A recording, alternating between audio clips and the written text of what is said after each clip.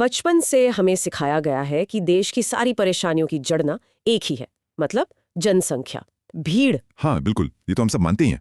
Train का general डब्बा हो या सरकारी दफ्तर के बाहर लगने वाली वो लंबी लाइनें, हर जगह में यही सुनने को मिलता है कि लोग बहुत ज्यादा हैं। सही बात है, हमेशा ये सुनते आए हैं। लेकिन आज की इस चर्चा में हम एक ऐसी खबर पर डीप डाइव करने वाले हैं जो काफी हैरान करने वाली है।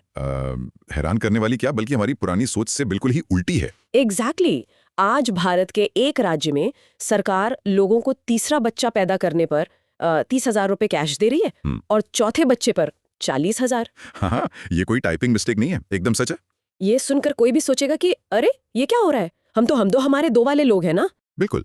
आंध्र प्रदेश के चीफ मिनिस्टर चंद्रबाबू नायडू की स्वर्ण आंध्रा पॉलिसी ने सच में एक ऐसी चर्चा शुरू कर दी है जो हमारी समझ के एकदम बाहर लगती है। सही में अचानक से एक राज्य अपने लोगों को ज्यादा बच्चे पैदा करने के लिए पैसे ऑफर कर रहा है। और ये पॉलिसी अपने आप में एक बहुत बड़े संकट का इशारा है। तो चलिए इसको थोड़ा सिंपल भाषा में अनपैक करते हैं, क्योंकि ये सिर्फ 30,000 रुपए का मामला नहीं लग रहा। नहीं, बिल्कुल नहीं, ये उससे कहीं ज्यादा गहरा है। आखिर अचानक किसी राज्य को ऐसी क्या इमरजेंसी आ गई कि वो ओवर पॉपुलेशन की जगह अंडर पॉपुलेशन से डर रहे हैं। आज हमारा मकसद यही समझना है कि इस अजीब लगने वाली पॉलिसी के पीछे का मैथ क्या है। और इस मैथ को समझे बिना हम आने वाले पूरे दशकों का गणित नहीं समझ पाएंगे। तो इस पूरे डर के पीछे का लॉजिक क्या है? देखिए, इस डर के पीछे एक टेक्निकल टर्म है जिसे हम टोटल फर्टिलिटी रेट कहते हैं, यानी TFR। TFR, अच्छा। आसान शब्दों में अगर कहें तो एक महिला अपने पूरे जीवन में एवरेज कितने बच्चों को जन्म दे रही है, वो उस जगह का TFR होता है। इसको मैं एक सिंपल रिले रेस की तरह देखती हूँ। अच्छा, कैसे? मान लीजिए ट्रैक पर दो लोग दौड़ रहे हैं। अब उनके बातों पकड़ने के लिए आगे दो नए लोग होने चाहिए ना? हाँ, बिल्कुल होने चाहिए। अगर आगे सिर्फ एक ही नया रनर खड़ा है तो रेस तो आगे चलकर रुक जाएगी, ट्रैक खाली हो जाएगा। TFR का कॉन्सेप्ट भी आमतौर पर मतलब कुछ ऐसा ही काम करता है। ये रिले रेस वाला उदाहरण इस साइकिल को बहुत बढ़िया तरीके से समझाता है ना? हाँ, क्योंकि बच्चा पैदा करने में एक कपल यानी दो लोग शामिल होते हैं, तो आने वाली जनरेशन में इन दो लोगों को रिप्लेस करने के लिए कम से कम दो बच्चे तो होने ही चाहिए। लॉजिक तो यही कहता है, दो के बदले दो। पर डेमोग्राफर्स इसलिए कहते हैं कि रिप्लेसमेंट लेवल एग्जैक्टली दो नहीं बल्कि 2.1 होना चाहिए। वे 2.1 क्यों? ये 0.1 बच्चा कहाँ से आएगा? ये जो 0.1 का छोटा सा मार्जिन है ना, वो इसलिए रखा जाता है क्योंकि हर बच्चा एडल्ट एज तक नहीं पहुंच पाता, या शायद आगे चलकर उनके अपने बच्चे ना हो। ओह अच्छा, तो एक बफर रखा गया है। एग्जैक्टली। तो अगर किसी जगह का TFR 2.1 है तो इसका मतलब वहां की जनसंख्या एकदम स्थिर रहेगी, ना बढ़ेगी और ना घटेगी। समझ गई। तो अब आते हैं आंध्र प्रदेश पर। वहां अभी TFR क्या चल रहा है जो उन्हें इतनी अजीब पॉलिसी लानी पड़ी? यहाँ सबसे हैरान करने वाली बात यह है कि वहां का TFR गिरकर लगभग 1.5 हो चुका है। एक मिनट, 1.5? यानी दो लोगों को रिप्लेस करने के लिए 1.5 बच्चा? हाँ, और सिर्फ आंध्र प्रदेश ही नहीं, साउथ इंडिया के कई राज्यों का यही हाल है इस वक्त। ये तो 2.1 के रिप्लेसमेंट लेवल से बहुत ज्यादा नीचे है।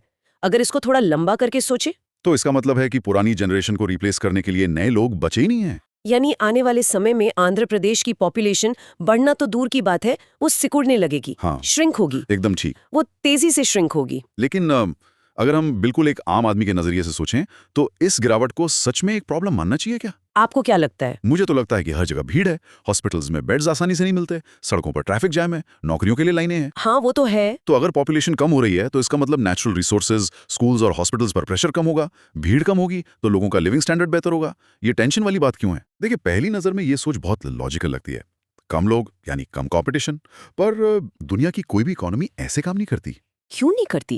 क्योंकि जब बच्चे कम पैदा होते हैं और वही लोग अच्छी मेडिकल सुविधाओं की वजह से लंबी उम्र तक जीते हैं, तो एक नई और बहुत बड़ी प्रॉब्लम शुरू होती है। किस तरह की प्रॉब्लम? जिसे हम एजिंग पॉपुलेशन का क्राइसिस कहते हैं, यानी सोसाइटी में अचानक से बुजुर्गों की संख्या सबसे ज्यादा हो जाना। ओह, मतलब सोसाइटी में काम करने वाले यंग लोग कम और रिटायर हो चुके लोग ज्यादा हो जाएंगे। पर इसका आर्थिक नुकसान क्या है? इसे समझने के लिए हमें इकोनॉमी के इंजन को देखना होगा।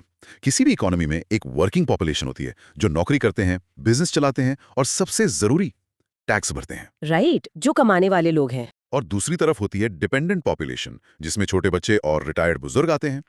एक हेल्दी इकोनॉमी तभी चलती है जब 100 काम करने वाले लोगों के पीछे सिर्फ 20 या 30 बुजुर्ग हो। हाँ, क्योंकि तब टैक्स कलेक्शन इतना होता है कि उनका ध्यान रखा जा सके। सही पकड़ा।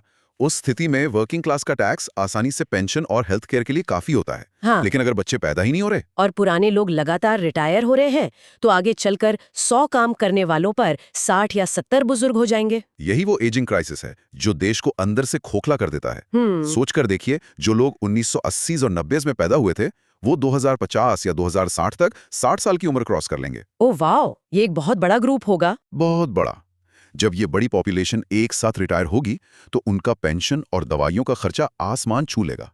पर क्योंकि नए बच्चे पैदा ही नहीं हुए थे तो उस वक्त टैक्स भरने वाले यंग लोग बचेंगे ही नहीं। यानी सरकार के पास पैसा नहीं होगा इनको सपोर्ट करने के लिए। एग्जैक्टली सरकारें टैक्स बढ़ाती जाएंगी और जो थोड़ी बहुत यंग जनरेशन होगी वो उस बोझ के तले दब जाएगी। और इसका दूसरा असर मार्केट पर भी तो पड़ेगा ना। जब नए लोग नहीं होंगे तो फैक्ट्रीज में, आईटी कंपनीज में, दुकानों पर काम कौन करेगा? लेबर शॉर्टेज हो जाएगी। बिल्कुल। इसका सबसे बड़ा एग्जाम्पल तो आजकल जापान में देखने को मिल रहा है ना। मैंने सुना है वहाँ अडल्ट डायपर्स की सेल बेबी डायपर्स से ज्यादा हो चुकी है। हाँ, जापान, साउथ कोरिया और इटली इस वक्त इस बीमारी के आखिरी स्टेज पर हैं। वहाँ एक्चुअली यही हो रहा है। ये तो बहुत डरावना है। जब इकोनॉमी में यंग लोग नहीं होते तो लोग नए घर खरीदना बंद कर देते हैं, नई गाड़ियां नहीं बिकती, मार्केट में डिमांड गिर जाती है। और डिमांड गिरती है तो बिजनेस बंद होने लगते हैं। सही बात है। स्कूल्स बंद करके उन्हें ओल्ड एज होम्स में बदला जा रहा है इन देशों में। इसे इकोनॉमी की भाषा में डिफ्लेशनरी स्पाइरल कहते हैं। तो आंध्र प्रदेश की सरकार आज इसलिए डर रही है क्योंकि उन्हें पता है कि बिना यंग वर्कफोर्स के उनका राज्य 20 साल बाद चल ही नहीं पाएगा। बिल्कुल यही टेंशन है। इकोनॉमी का ये मैथ्स वाकई टेंशन वाला है। लेकिन यहाँ एक और सवाल मेरे दिमाग में आता है। अगर हम डेटा देखें तो 1993 में एपी का टीएफआर 3.0 हुआ करता था। हाँ, करीब 3.0 था। और आज ये गिरकर सीधा 1.5 पर आ गया है, यानी करीब आधा। इतने कम समय में लोगों की आदत और परिवार बढ़ाने का तरीका इतना ज्यादा कैसे बदल गया? ये अचानक तो नहीं हुआ होगा। अचानक नहीं हुआ। इस बदलाव के पीछे कई सारे फैक्टर्स ने एक साथ काम किया है। सबसे बड़ा फैक्टर फाइनेंशियल नहीं बल्कि हमारा मेडिकल साइंस और हेल्थ सिस्टम है। Health system? वो कैसे? देखिए, पुराने जमाने में लोग 6 या 7 बच्चे इसलिए पैदा करते थे क्योंकि तब चाइल्ड मोर्टेलिटी रेट बहुत हाई था। अच्छा, यानी बच्चों की बचपन में ही डेथ हो जाती थी। हाँ, लोगों को पता होता था कि अगर 6 बच्चे पैदा करेंगे तो बीमारियों की वजह से सिर्फ 2 या 3 ही अडल्ट होने तक जिंदा बच पाएंगे। तो एक तरह से ज्यादा बच्चे पैदा करना अपने परिवार को आगे बढ़ाने का एक सर्वाइवल मैकेनिज्म था उनके लिए। एग्जैक्टली। लेकिन अब हेल्थ केयर बहुत इंप्रूव हो गया है। वैक्सीन्स आसानी से मिल जाती हैं, तो लोगों ने अपने आप ही उतने बच्चे पैदा करने बंद कर दिए। Make sense. इसके बाद दूसरा बड़ा झटका लगा अर्बनाइजेशन से, यानी शहरीकरण। हाँ, शहरों का खर्चा। मुझे याद है जब हम छोटे थे तो स्कूल की फीस कुछ सैकड़ों में होती थी, और आज तो देखो। वही तो, गांव में पहले बड़ी जॉइंट फैमिलीज होती थी, घर बड़े होते थे। वहां एक और बच्चा पालना इतना बड़ा इशू नहीं होता था क्योंकि चाचा ताऊ सब मिलकर देखभाल कर लेते थे। पर आज मेट्रो सिटीज में न्यूक्लियर फैमिली है, मियाँ बीवी अकेले रहते हैं, रेंट महंगा है, और पढ़ाई के नाम पर तो स्कूल साल की लाखों रुपए फीस ले रहे हैं। पढ़ाई और अर्बन लाइफस्टाइल का बोझ सबसे बड़ी वजह बन चुका है। हर पेरेंट चाहता है कि अपने बच्चे को बेस्ट एजुकेशन दे, तो लोगों ने कैलकुलेशन कर लिया है कि 3-4 बच्चों को एवरेज जिंदगी देने से बेहतर है 1 या 2 बच्चे पैदा करो। हाँ, और उन पर अपना पूरा पैसा और एनर्जी लगाओ। क्वालिटी ओवर क्वांटिटी वाली अप्रोच आ गई है। साथ ही इसमें वुमेन एजुकेशन और उनके बदलते रोल का भी बहुत बड़ा हिस्सा है। बिल्कुल। औरतें अब पढ़ लिख रही हैं, अपने करियर और फाइनेंशियल इंडिपेंडेंस पर ध्यान दे रही हैं। इसकी वजह से शादी की उम्र भी तो काफी बढ़ गई है। सही कहा। जब शादी देर से होगी तो ऑब्वियसली बच्चे पैदा करने का डिसीजन भी देर से होगा, और प्रैक्टिकली 30 साल की उम्र के बाद बड़ी फैमिली प्लान करना थोड़ा मुश्किल हो जाता है। मॉडर्न कपल्स को लगता है कि उन्हें अपनी लाइफ भी जीनी है, सारा वक्त और पैसा सिर्फ पेरेंटिंग में थोड़ी ना निकालना है। ये सारी मॉडर्न बातें एकदम ठीक हैं, लेकिन इस बदलाव के बीच एक ऐसी सामाजिक सच्चाई भी है जिससे हम इग्नोर नहीं कर सकते। कौन सी सच्चाई? एक पुरानी सोच जिसे हम जेंडर प्रेफरेंस कहते हैं, या आम भाषा में बेटे की चाहत। ओह हाँ, ये तो आज भी होता है। आज भी बहुत से परिवारों में देखने को मिलता है कि अगर पहला बच्चा बेटा हो गया तो वो लोग वहीं फैमिली प्लान रोक देते हैं। लेकिन अगर पहली बेटी हुई तो सिर्फ इस उम्मीद में कि अगला बेटा होगा, वो ट्राई करते रहते हैं और फैमिली बढ़ाते जाते हैं। ये सच्चाई दिखाती है कि पॉपुलेशन का गिरना सिर्फ रेंट और स्कूल की फीस का मुद्दा नहीं है, ये डीपली एक सामाजिक मुद्दा भी है। सही बात है। तो इस पेचीदगी के बीच जब मैं आंध्र प्रदेश सरकार के उस कैश ऑफर को देखती हूँ तो मुझे एक बहुत बड़ा लॉजिक फेल होता नजर आता है। कैसा लॉजिक फेल? देखिए, अगर हम मान लें कि आज के वक्त में एक बच्चे को बड़ा करने में, उसको पढ़ाने लिखाने में आसानी से 50-60 लाख रुपए का खर्चा आता है, कम से कम। अब अगर सरकार तीसरा बच्चा पैदा करने पर एक बार में 30,000 रुपए दे रही है, ये तो वैसा ही है ना कि कोई आपको घर का बड़ा लोन लेने के लिए पहले महीने की ईएमआई पे थोड़ा सा डिस्काउंट दे दे। बहुत सही एनालॉजी दिया है ना? और पूरे 20 साल का भारी लोन आपके गले में डाल दे। ये लॉन्ग टर्म बोझ के सामने एक छोटा सा वन टाइम कैश कैसे काम करेगा? ये तो ऊंट के मुंह में जीरा है। ये ईएमआई वाली एनालॉजी इस पूरे मामले को बिल्कुल ठीक से एक्सप्लेन करती है। अकेले कैश इंसेंटिव से माइंडसेट बदलना लगभग नामुमकिन है, लेकिन यहाँ हमें सरकार की ड्राफ्ट पॉलिसी को थोड़ा और ध्यान से देखना होगा। अच्छा, उसमें और क्या है? ये सिर्फ एक बार पैसे पकड़ाने वाला ऑफर नहीं है। ड्राफ्ट में कहा गया है कि वन टाइम 30,000 के बाद अगले 5 साल तक हर महीने उस बच्चे के लिए 1,000 रुपए मिल सकते हैं। ओके। इसके साथ ही 18 साल की उम्र तक उस बच्चे को फ्री एजुकेशन का सपोर्ट दिया जा सकता है। ये तो फिर भी थोड़ा ठीक लग रहा है, पर क्या इतना काफी है? इसके आगे भी है। जो सबसे बड़ा मैकेनिज्म चेंज करने की कोशिश की गई है वो है लीव्स।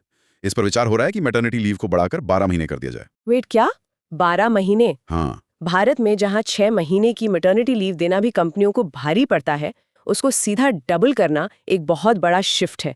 इसका इकोनॉमिक कॉस्ट तो कंपनियों को ही उठाना पड़ेगा। बिल्कुल। और इसमें पिता के लिए भी कुछ है, या फिर बच्चा पालने की पूरी जिम्मेदारी हमेशा की तरह सिर्फ माँ पर ही डालने की तैयारी है? यही समझने वाली बात है। पैटर्निटी लीव यानी पिता के लिए जो छुट्टी होती है उसको भी बढ़ाकर 2 महीने करने का प्रपोजल है। 2 महीने की पैटर्निटी लीव, ये तो भारत के लिए एकदम नया कॉन्सेप्ट है। इसके अलावा वर्किंग वुमेन के लिए उनके वर्क प्लेसेस पर चाइल्ड केयर सेंटर्स बनाने और न्यूट्रिशन सपोर्ट देने की बातें भी शामिल हैं। तो बेसिकली सरकार इस प्रॉब्लम को हर एंगल से अटैक करने की कोशिश कर रही है। हाँ, क्योंकि पिछले कुछ सालों में दुनिया भर की सरकारों ने यही कैश वाले सिस्टम ट्राई किए हैं और उन्हें अपनी गलती समझ आ गई है। अगर हम ग्लोबल एग्जाम्पल देखें, चाहे वो सिंगापुर हो, रशिया हो या फिर चाइना, वहां की सरकारों ने तो हेवी बेबी बोनसेस और घर तक ऑफर किए हैं ना। क्या वहां इन सबसे TFR बढ़ा? वहां ये चीजें सबसे बड़ी फेलियर साबित हुई हैं। चाइना ने अपनी 1 चाइल्ड पॉलिसी को हटाकर 2 चाइल्ड और फिर 3 चाइल्ड पॉलिसी लागू की। पर लोगों ने नहीं सुने। नहीं, वहां की सोसाइटी एक बच्चे की आदत डाल चुकी है। सिंगापुर में टैक्स एग्जेम्पशंस हैं, पर TFR नहीं बढ़ा। इन एक्सपेरिमेंट्स ने एक चीज क्लियर कर दी है कि सोसाइटी का माइंडसेट सिर्फ कैश से नहीं बदलता। सही बात है।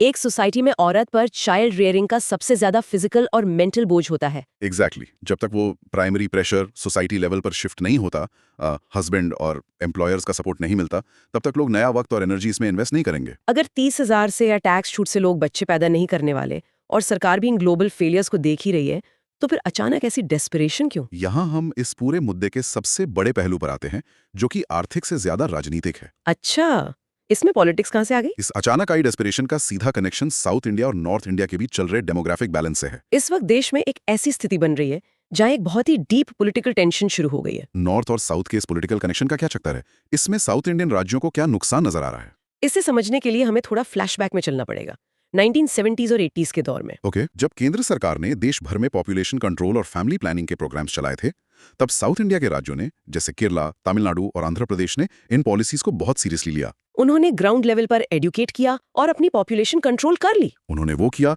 जो देश के हित में ठीक था। तो उन्होंने तो एक अच्छा काम किया ना, रूल्स को फॉलो किया, जिसकी तारीफ होनी चाहिए। पर अब वो डर किस बात से रहे हैं? ये डर एक बड़े डेमोक्रेटिक प्रोसेस से जुड़ा है, जिसे डीलिमिटेशन कहते हैं। डीलिमिटेशन, ये क्या होता है? आसान शब्दों में बताऊं तो हमारी संसद यानी लोकसभा में किस राज्य की कितनी सीटें होंगी, ये वहां की जनसंख्या के हिसाब से तय होता है। अच्छा, यानी जहां ज्यादा लोग वहां ज्यादा नेता। सही। पिछले कई दशकों से ये सीटें एक पुराने पॉपुलेशन डेटा पर रुकी हुई हैं, लॉक्ड हैं। लेकिन आने वाले सालों में जब नया डीलिमिटेशन होगा, तो सीटें उस वक्त की नई जनसंख्या के हिसाब से दोबारा बांटी जाएंगी। ओ, अब मुझे समझ में आ रहा है। नॉर्थ इंडिया जैसे उत्तर प्रदेश और बिहार में तो पॉपुलेशन लगातार तेजी से बढ़ती रही है। बिल्कुल। यूपी का TFR आज भी करीब 2.4 या 2.5 है और बिहार का 2.8 के आसपास है। यानी वहां अभी भी रिप्लेसमेंट लेवल से ज्यादा पॉपुलेशन बढ़ रही है। तो अगर आने वाले वक्त में नई जनसंख्या के आधार पर सीटें बांटी गईं, तो नॉर्थ इंडिया की सीटें संसद में बहुत ज्यादा बढ़ जाएंगी। एकदम सही। और क्योंकि साउथ इंडिया ने अपनी जनसंख्या कंट्रोल कर ली थी, उनकी आबादी कम है, तो उनके हिस्से की सीटें आबादी के हिसाब से कम हो जाएंगी। ये तो उनके हिसाब से वही बात हो गई कि जिन्होंने रूल्स फॉलो किए उन्हीं को सजा मिल रही है। यही उनका डर है। उन्हें लग रहा है कि उन्होंने पॉपुलेशन कंट्रोल करके अच्छा किया और उसके बदले में पनिशमेंट ये मिल रही है कि उनकी नेशनल पॉलिटिकल पावर कम होने जा रही है। और या मैं किसी एक साइड को सही या गलत नहीं बोल रही, बस एक सिस्टम की बात कर रहे हैं हम। बिल्कुल, ये कोई आरोप नहीं है। ये सिर्फ प्योर डेमोग्राफिक मैथ का रिजल्ट है और सिर्फ पॉलिटिकल पावर की बात नहीं है। टैक्स के डिस्ट्रीब्यूशन का मैथ भी पॉपुलेशन से जुड़ा होता है। वो कैसे? फाइनेंस कमीशन जो टैक्स का पैसा सेंटर से स्टेट्स में बांटता है, उसमें आबादी एक बड़ा फैक्टर होती है। तो जिस राज्य की आबादी ज्यादा होगी, उसे देश के टैक्स कलेक्शन में से ज्यादा हिस्सा मिलेगा। यानी साउथ इंडिया को लग रहा है कि डेवलपमेंट और टैक्स उन्होंने जमा किया और वो फंड्स उन राज्यों में ज्यादा चले जाएंगे जहां पॉपुलेशन ज्यादा है। यही वो फाइनेंशियल और पॉलिटिकल डर है जो उन्हें सता रहा है। इसलिए अब अप्रोच पॉपुलेशन कंट्रोल से बदलकर पॉपुलेशन मैनेजमेंट पर आ गई है। यानी ये जो कैश ऑफर और नए नियमों का ऐलान हुआ है, ये सिर्फ लेबर शॉर्टेज रोकने के लिए नहीं है। नहीं, ये लॉन्ग टर्म में अपनी पॉलिटिकल सीट, अपना नेशनल इन्फ्लुएंस और टैक्स का शेयर बचाने का एक डेस्परेट तरीका है। देश में अपनी ताकत बनाए रखने की कोशिश। इस पूरे मुद्दे ने सच में देश को अपनी रियलिटी चेक करने पर मजबूर कर दिया है। आज भारत असल में एक नहीं बल्कि 2 अलग अलग डेमोग्राफिक हिस्सों में बटा हुआ नजर आ रहा है। मतलब? एक तरफ नॉर्थ इंडिया है, जहां पॉपुलेशन अभी भी एक्सपैंड हो रही है, जहां यंग लोगों की लाइन लगी हुई है, कंपटीशन सबसे ऊपर है, उन्हें स्कूल्स, कॉलेजेस और रोजगार की सख्त जरूरत है। हाँ, और दूसरी तरफ साउथ इंडिया है, जहां सोसाइटी तेजी से बुजुर्ग हो रही है, जहां काम करने वाली यंग वर्कफोर्स लगातार घट रही है। उन्हें अब इस एजिंग प्रोसेस से बचने के तरीके ढूंढने हैं। और यही हमारे सिस्टम के सामने सबसे बड़ा सवाल है ना? एक सिंगल यूनिफॉर्म पॉलिसी जो पहले पूरे देश के लिए काम कर जाती थी, वो अब शायद फिजिबल ही नहीं होगी। दोनों हिस्सों की जरूरतें और आने वाले 50 साल की चुनौतियां एकदम अलग हो चुकी हैं। सही कहा, ये आसान नहीं होने वाला। आज की ये चर्चा सच में हमारी उस पुरानी सोच को बदल कर रख देती है, जहां हम सिर्फ भीड़ को ही सबसे बड़ी प्रॉब्लम मानते आए हैं। बिल्कुल। एक ऐसी चीज जिसे हम हमेशा देश की कमजोरी समझते थे, वही एक राज्य के आर्थिक और राजनीतिक सर्वाइवल की सबसे बड़ी जरूरत बन चुकी है। लेकिन इस बात को समेटने से पहले एक बहुत ही गहरा और थोड़ा अजीब सा विचार मेरे दिमाग में आता है। जी बताइए। भारत के इतिहास में हमने हमेशा पॉपुलेशन को बस तेजी से आगे भागते हुए देखा है, लेकिन सोचने वाली बात यह है कि हमारी जनगणना यानी सेंसस के इतिहास में एक बार ऐसा भी वक्त आया था जब हमारी पॉपुलेशन बढ़ने की जगह एक्चुअली कम हुई थी। एक negative population growth rate record की गई थी। ये अपने आप में एक बहुत ही हैरान करने वाला हिस्टोरिकल फैक्ट है, जिसके बारे में आमतौर पर बात नहीं होती है ना? तो भविष्य को थोड़ा लंबा करके सोचें, अगर आने वाले दशकों में पूरे देश का एवरेज TFR ऐसे ही तेजी से गिरता रहा और हम वापस उस नेगेटिव ग्रोथ रेट वाले दौर में चले गए, तो हमारी इस इकोनॉमी का क्या होगा? ये तो सोचने वाली बात है। भारत हमेशा से अपने इस यूथ पावर और डेमोग्राफिक डिविडेंड के दम पर सुपर पावर बनने का, दुनिया को आगे से लीड करने का सपना देखता आया है। जब आगे चलकर वो यंग लोग ही नहीं बचेंगे, सोसाइटी बुजुर्ग हो जाएगी, तो उस सपने का क्या होगा? वो सपना शायद सपना ही रह जाए। सड़क पर भीड़ तो शायद कम हो जाएगी, रिसोर्सेज पर प्रेशर भी कम हो जाएगा, लेकिन क्या आगे बढ़ने की वो रफ्तार और चमक उतनी ही तेजी से चल पाएगी, या हम बस एक जगह ठहर जाएंगे? ये एक ऐसा सवाल है जिसका जवाब ही इस देश का आने वाला आकार तय करेगा। इस पर आप सब विचार जरूर कीजिएगा। आज के इस डीप डाइव में बस इतना ही।